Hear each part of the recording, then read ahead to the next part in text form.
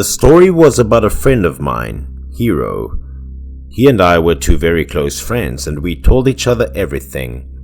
At the time I heard that he had a girlfriend, but he still didn't introduce her to friends, so I asked. But instead of being happy, he seemed to scowl at me because his girlfriend recently had bad luck and her health was not good. He couldn't introduce her to friends. The couple had only known each other for a few months. Hiro's girlfriend was named Umi. She was an office worker with a relatively pretty appearance, but she had a strange hobby of wearing wigs. Maybe because her real hair was very thinning, she was self-deprecating about it. Moreover, wigs were also very convenient, so she could change the style at any time she liked. Umi had always been collecting pretty hair for a long time. That time she also bought another set. That time the new hairstyle was a bit more special than the old ones. She was very satisfied and always wore it every time she went out the house. She even wore it to work. All the colleagues she met complimented her look. Thanks to her hair, she looked prettier. Her long, smooth black hair didn't look like a wig at all. It made Umi very pleased, but her face didn't look very happy, because since having a new wig, Umi also had some strange troubles. She spent quite a lot of money to buy it. The hair seller said that because it was made completely from real hair, the wig was very light and could be styled freely without fear of damage. At first, Umi was a little hesitant when hearing about real hair, but the hair seller said that because there was a girl short of money, cut her hair and sold it for a high price. Finally, Umi also decided to buy it. But every time I wore it, Umi also had an uncomfortable feeling. She sometimes sensed a strong smell of blood. Umi's body also suddenly appeared strange things. Umi's neck started to develop large blisters which made her very shy as well as painful. Even eating and drinking she did not feel good any longer because the fishy smell kept lingering in her nose, which made her moody all day at work. When getting home, Umi quickly took off her hair and put it on the wig stand. Then, without thinking much, Umi prepared the clothes and got into the bathroom. Umi thought maybe the body was too tired, which caused the taste not to be good. While taking a bath, Umi was also extremely alarmed because not only her neck but also her scalp began to develop blisters. It made her unable to scrub her scalp because she immediately felt painful when touching the blisters. Following that, it was hair loss. Every time she stroked or washed her hair, she was left with a handful of hair. It made Umi feel extremely sad. She quickly finished taking a shower and went to bed to relax. She thought that she had contracted a disease, so she planned to go to the hospital for a checkup on the weekend when she had a day off from work. But when she just slept for a while, the nightmare began to come and made Umi sweat all over the mattress. In dreams, she saw herself walking down a long corridor. The white walls had become very old, even darkened and smelled of smoke. Suddenly, Umi heard someone whispering in her ear, but she couldn't hear what the voice was talking about. She only knew that it was very deep and heavy. Suddenly, Umi felt someone behind her. Umi turned around reflexively. There was a woman standing a few feet away and looking at her. The scary thing was that the woman had a very creepy shape. She had no hair while her whole scalp was almost gone. Her eyes did not have pupils anymore but only two incredibly deep black eye sockets. She didn't say anything and didn't give Umi time to run away, but immediately rushed at Umi with an extremely angry expression. Her fingernails were so long that they were dug into Umi's neck, which made her breathe difficult and felt extreme pain. Umi tried to resist and then she woke up in fear. She put her hands on her neck to check. The pain was better. It was not like a normal dream, and it was clearly real that Umi was strangled. Suddenly, Umi's gaze found someone's shadow which imprinted on the blanket she was covering when she was alone in the house. Extremely frightened, she quickly turned her face to the direction of the black shadow. A woman with long hair that looked exactly like the wig Umi bought a few days before. She stood next to Umi's bed with long hair covering her whole face. Still the same deep and heavy voice from the recent nightmare she slowly climbed into bed and approached Umi. Her face also began to be shown clearly behind the hair. It was the woman of her dreams. The rotten face of her Umi couldn't be mistaken. At this point, despite panicking, Umi told herself she couldn't just sit still like what she had done in a dream. Maybe that woman would kill her. Umi shrank back, leaned against the wall, and reached out her hand to turn on the light switch. Very soon after that, the whole room was lit up. As soon as there was light, the scary woman also disappeared. She left only the wig floating in the air.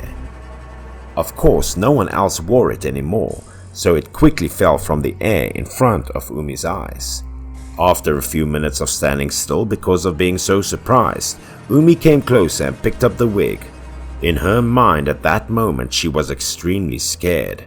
She also suddenly realized that her body had many strange things since wearing the wig. Frightened, Umi quickly called Hiro and explained everything. Soon, Hiro was at his girlfriend's house because Umi's voice was so panicky on the phone that Hiro was also worried. As soon as he entered the room, Hiro also felt the atmosphere was extremely uncomfortable, especially when standing in front of the wig. He also sensed a strong smell of blood in his nose. But looking at Umi's scared expression, Hiro told himself to calm down. He didn't dare say that he also smelled blood like Umi did, so Hiro tried to comfort her. He said that maybe it was just a dream. But Umi was very sure that when she saw the woman in her room, she was completely conscious, and Umi also remembered the woman's face clearly. While listening to Umi's story and feeling something unpleasant from the wig, Hiro did not refute Umi's words. He looked at the wig and pondered for a while. Then Hiro cheerfully told her to bring the hair back to the hair seller and tell him what had happened to her. The next day, two people went to the wig store very early and they told the whole story to the hair seller. But he was extremely annoyed. He thought that the couple was making up the story to return the hair to him. Realizing that it was not easy to give the wig back to the hair seller, Umi secretly pulled Hiro and told him to leave the store. Because of being failed in persuasion and getting told off by the seller, Hiro felt a little embarrassed in front of her. But Umi didn't care too much about it. What she focused on at that moment was just finding a way to get rid of the wig. Not knowing what to do, Umi was going to throw it in the trash, but Hiro was still wise enough to stop her. Umi's mood got worse and worse. She was so worried that she cried, because surely if she kept it, she would see the scary woman again that night. Hiro thought it was better to keep it and find out if it was cut before or after the woman died. Because if it was true that this girl had her hair stolen by someone else after she died, she would probably be very resentful. If Umi threw out her hair, it would make things worse. Umi also felt that Hiro's words made sense, but she didn't know what to do. Hiro put his hand on his chin to think for a moment. Then he concluded that only the woman knew where the hair came from, so he had to find a way to meet her again to solve their problem. So Hiro offered to bring the hair home. He would be the one to try it on. That night, Hiro put on a wig to prepare himself to meet the scary woman. Not long after lying down on the chair, he fell asleep and he got into the dream. But it was a happy dream. Hiro found himself eating a lot of delicious food and even drooling on his pillow. The next morning he woke up. All of his plans failed. He couldn't see that woman. Umi also soon arrived at Hiro's house. She saw him sitting contemplatively on the chair and she approached. After learning the boyfriend couldn't see anything, Umi suggested that she bring back the wig and see how it goes.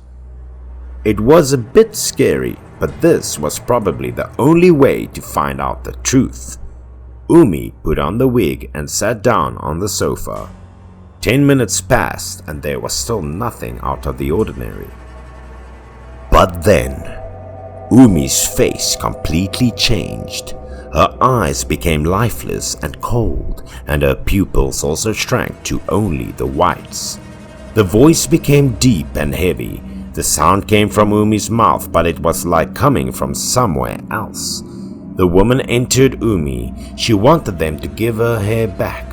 Gathering the composure, Hiro asked her why her hair had been sold like that. She didn't answer, just lowered her head. Seeing that, Hiro also quickly persuaded her that for justice, he would return her hair. At that moment, she replied that her hair was stolen by 2 men.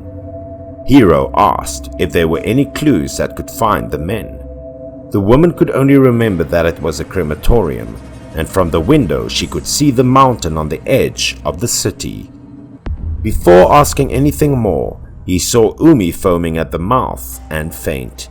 Feeling that something was wrong, Hiro quickly removed the hair from Umi's head. He feared that if it continued, her body could not stand any longer. They went to several crematoriums in the city. Indeed, there was a place that had a direct view of the mountain. They also reported to the police about the stolen hair. According to the investigation, the crematorium was often complained by customers that they deliberately appropriated the property of the dead before cremation. In a short time, the police collected a lot of evidence about property appropriation, so 2 men working there were arrested. According to the testimony, they received the woman's body to be cremated, but because they thought that the hair was too beautiful and would make a lot of money thanks to selling it, they decided to cut it. Then they would sell it to people who made wigs, and Umi accidentally bought it. But if they cut it off, it would depreciate while the woman's hair was too perfect. So they chose to strip her scalp.